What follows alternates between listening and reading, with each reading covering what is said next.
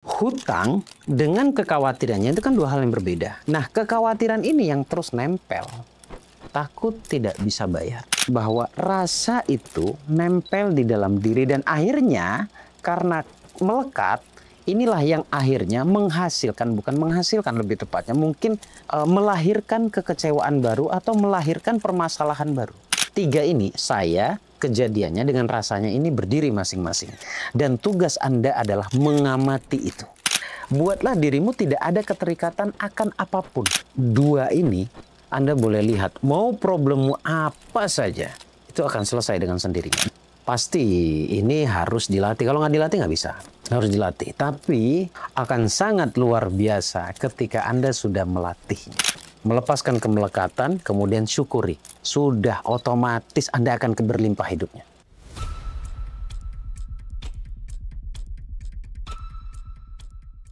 Assalamualaikum warahmatullahi wabarakatuh. Teman-teman, kali ini saya ingin mungkin kayak ngebongkar rahasia ya. Yang tadinya rahasia, tapi setelah saya sampaikan di sini ya udah nggak jadi rahasia lagi. Tapi bagi orang yang tidak tahu menjadi rahasia. Kita ngomongin tentang uang ya atau finansial ya. Kita mau membicarakan problem terbesarnya hari ini. Baru beberapa hari yang lalu saya coba list di grup itu. Problem terbesar atau masalah terbesar yang paling rame dirasakan saat ini adalah ya finansial. Ada yang hutang, bisnisnya nggak jalan, kemudian uangnya dipinjam orang kemudian nggak dibalikin gitu ya. Saya coba merumuskan asal Anda mau saja untuk mempraktekannya ya. Jadi gini teman-teman, sebenarnya kalau urusan uang, oke lah kita sebut urusan doa, mengenai doa kita yang selama ini tidak dikabulkan, sementara kita tahu bersama bahwa doa kita itu adalah tentang finansial ya. Itu sebenarnya gini, cukup Anda melakukan dua hal saja. Percaya sama saya, dua hal saja. Dan ini kita bicarakan tentang uang ya. Dan tidak perlu lagi melakukan di luar dua itu. Dua saja. Yang pertama adalah, sering saya sampaikan, problem kita itu adalah setiap kejadian yang terlalu direspon berlebihan. Problem kita adalah sesuatu yang berhubungan dengan masa lalu. Problem kita adalah kekecewaan kita di masa lalu. Nah, semua orang punya kecewa, semua orang punya rasa marah, semua orang punya rasa menyesal dan lain sebagainya. Apapun itu, coba kita list ya. Masalah rasa itu masalah apa saja sih? Mungkin yang pertama, kecewa. Yang kedua, sedih. Yang ketiga, takut. Yang keempat, dendam. Yang kelima, khawatir, was-was, dan lain sebagainya. Dan masih banyak lagi. Problemnya adalah karena semua rasa itu melekat di hatimu. Udah, ini perlu digarisbawahi. Itu melekat di hatimu. Bahasa saya dulunya mungkin luka batin. Luka batin saya pecah jadi dua, luka batin finansial dengan luka batin konflik. Tolong di breakdown dulu ini. Jadi problemnya adalah kemelekatan. Udah pasti tandanya orang melekat dengan dengan problemnya apa? Ya hari ini Anda mengalami apa? Berarti Anda sedang melekat dengan itu. Karena asal muasal manusia itu netral. Coba perhatikan. Anak kecil itu doanya mustajab. Kenapa? Dia netral. Dia tidak melekat. Orang alim yang sering Anda datangin, mereka adalah orang-orang netral yang tidak melekat pada problem-problem masa lalunya. Yang beneran alim loh ya, yang beneran tergolong kiai. Karena hari ini kiai, ustadz dan lain sebagainya itu sumir, termasuk Gus itu sumir. Sumir itu maksudnya abu-abu. Kita bisa lihat dari keadaan finansialnya.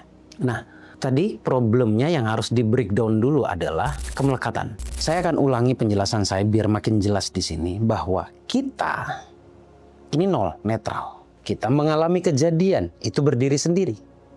Hasil dari kita mengalami kejadian adalah dalam bentuk rasa. Dan itu masuk dalam perasaan. Itu juga berdiri sendiri. Berarti ada tiga di sini ya. Jelas ya? Saya sendiri, masalahnya sendiri, kemudian hasilnya atau rasanya sendiri. Kita sebenarnya tidak ada masalah dengan kejadiannya ini. Karena kejadian itu berlalu begitu saja. Kejadiannya sudah lewat. Bahkan hari ini misalkan kita mengalami kejadian yang tidak kita inginkan sebenarnya. Kejadiannya sepersekian detik itu berlalu. Tapi rasa hasil dari kejadian ini atau rasa yang dihasilkan itu tidak berlalu. Kadangkala ini kita bawa membersamai kita sampai bahkan bahkan sampai kita mati. Rasanya tadi yang saya sebutkan itu. Problemnya hanya itu. Selesai sampai di situ teman-teman. Nggak usah bingung. Nggak usah bingung belajar ke sana kemari. Saya juga nggak ngelarang Anda mau belajar ke sana kemari. Tapi saya perlu sampaikan bahwa pada akhirnya Anda akan ketemu itu. Anda akan ketemu yang saya maksud tadi. Problemnya cuma di situ. Kita kasih contoh kasusnya. Yang paling banyak adalah hutang. Ketika mengingat hutang, atau ketika Anda berhutang, selang beberapa bulan, itu kan muncul kekhawatirannya. Khawatir tidak bisa membayar. Garis bawahi dulu. Hutang dengan kekhawatirannya itu kan dua hal yang berbeda. Nah, kekhawatiran ini yang terus nempel. Takut tidak bisa bayar. Itu kalau contoh kasus hutang. Atau mungkin takut berhutang lagi. Nyatanya berhutang lagi. Oke, selesai ya. Di contoh bab hutang. Sekarang begini lagi. Takut gagal, kegagalan yang pernah terjadi di masa lalu itu sudah berlalu. Tapi hasil dari kejadian atau kegagalan tersebut itu menghasilkan perasaan yaitu takut. Sudah, dua berarti contohnya. Sekarang kita masuk ke yang ketiga. Takut tidak punya uang. Muncul lagi rasa takut nih. Takut ini bisa dikemas dengan khawatir, bisa dikemas dengan was-was dan lain sebagainya. Takut.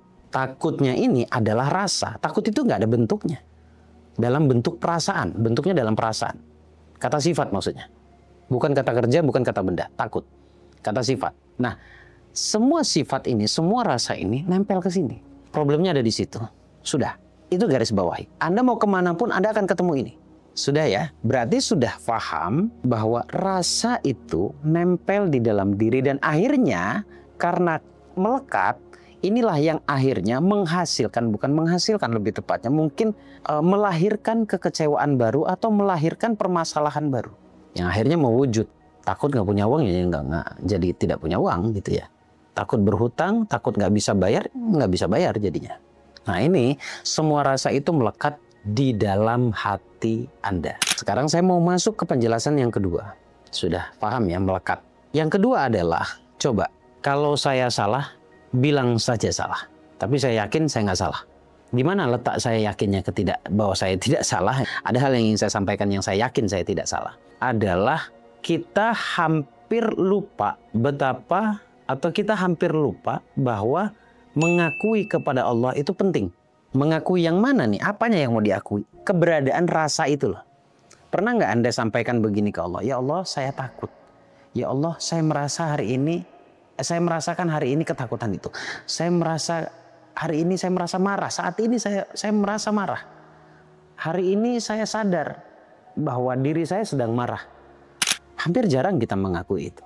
Karena bagi kita menganggap bahwa mengakui itu adalah sebuah kesalahan. Allah tidak ridho, Allah tidak mau mendengarkan saya kalau saya mengatakan itu. Nah ini letak kesalahannya. Padahal ketika kita mengakui keberadaan rasa itu, pelan-pelan ya. Kalau kita mengakui keberadaan rasa itu, bahwa rasa itu ada memang. Saat ini nih, detik ini, misal besok saya harus bayar hutang, di mana uangnya belum ada. Misal, terus yang kita rasakan saat ini kayaknya seragam nih. Saya takut besok nggak bisa bayar. Udah selesai sampai di situ. Clear ya? Bener ya? Kita sepakat sampai di situ ya. Nah, yang muncul kan rasa takut. Takut apa? Takut nggak bisa bayar hari ini.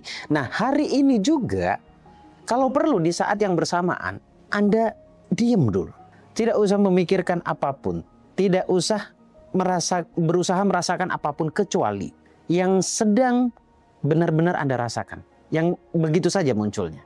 Oke ya? Jadi pelan-pelan biar semuanya jelas. Jadi kita mengakui keberadaan itu. Tadi itu untuk memvalidasi bahwa kalau kita hari ini punya hutang kemudian besok kita harus bayar. Berarti hari ini kebanyakan nih yang muncul adalah takut tidak bisa bayar karena uangnya masih belum ada. Itulah kemelekatannya. Sadari, akui. Sadar dulu bahwa memang Anda sedang merasakan itu maksudnya. Kemudian akui bahwa rasa itu ada. Biarkan saja. Ingat, tadi saya sampaikan adalah bahwa tiga ini, saya, kejadiannya dengan rasanya ini berdiri masing-masing. Dan tugas Anda adalah mengamati itu. Tugas Anda adalah mengamati perasaan itu. Anda amati baik-baik bahwa dia datang. Anda tuh masih dalam posisi netral gitu loh. Jadi Anda amati itu, baik-baik Anda amati. Iya, rasa itu ada. Nah, setelah Anda menyadari bahwa rasa itu ada, kemudian Anda mengakui juga ke Allah bahwa rasa itu sedang ada bersama Anda. Setelah itu baru Anda sampaikan, ya Allah, Saya ikhlaskan rasa ini ada. Saya terima rasa ini ada. Sadari, akui, kemudian ikhlaskan, terima. Kemudian barulah diakatkan. Saya lepaskan ini ya Allah. Saya lepaskan ini dari diriku. Saya ikhlaskan, saya buang, saya lepaskan ini dari diriku. Lalu ambil nafas, buang nafas. Astaghfirullahaladzim. Kenapa istighfar? Gini, tidak perlu jadi bahan perdebatan. Istighfar ini, kita sebagai muslim meyakini bahwa istighfar ini menenangkan. Dan istighfar ini meleburkan dosa. Istighfar ini meleburkan rasa takut. Menjadi benteng bagi kita. Dan juga menjadi magnet. Menjadi salah satu sebabnya datangnya rezeki. Clear ya di sini. Tadi saya katakan kan cuma 2 yang harus Anda perhatikan dan harus Anda lakukan. Ini yang pertama, melepas kemelekatan. Karena kita bicara tentang uang. Kemudian yang kedua apa? Yang kedua adalah bagaimana kita bisa mengapresiasi setiap apapun yang terjadi. Ini suka miss, suka terlewatkan maksudnya. Apapun yang terjadi.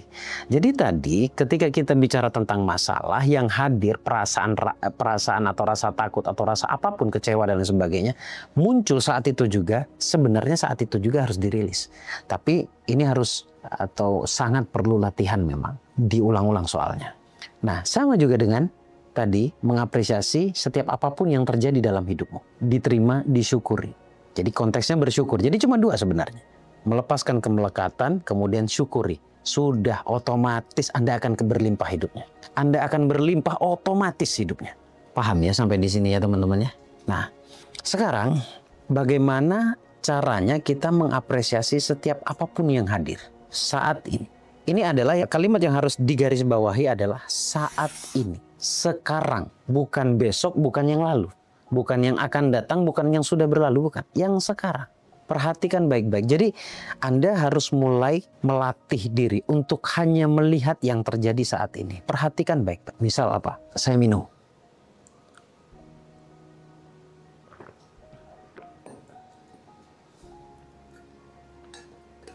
Tidak ada pikiran lain. Detik itu juga tidak ada pikiran lain, tidak ada keinginan lain, tidak ada penyesalan apapun. Yang ada hanyalah saya tahu betul saya sedang merasakan air. Pasti ini harus dilatih. Kalau nggak dilatih nggak bisa. Harus dilatih. Tapi akan sangat luar biasa ketika Anda sudah melatihnya.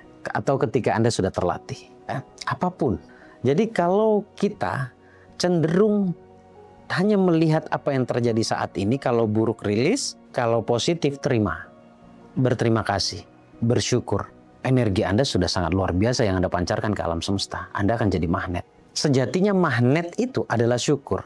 Problemnya adalah sekarang mental block misalkan. Tapi dengan Anda bersyukur udah nggak ada mental block. Problemnya adalah sekarang luka batin misalkan.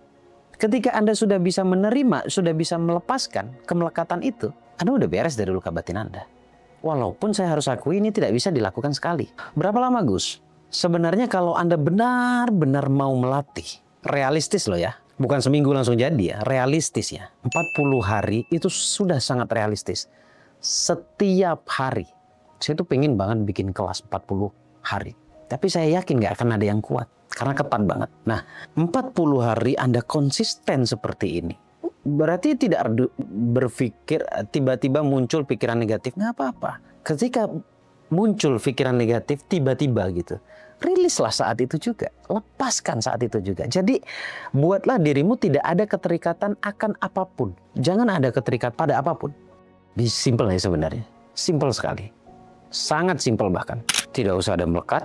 Pandai-pandailah mengapresiasi. Pandai-pandailah berterima kasih. 2 ini Anda boleh lihat, mau problemmu apa saja, itu akan selesai dengan sendirinya. Kenapa?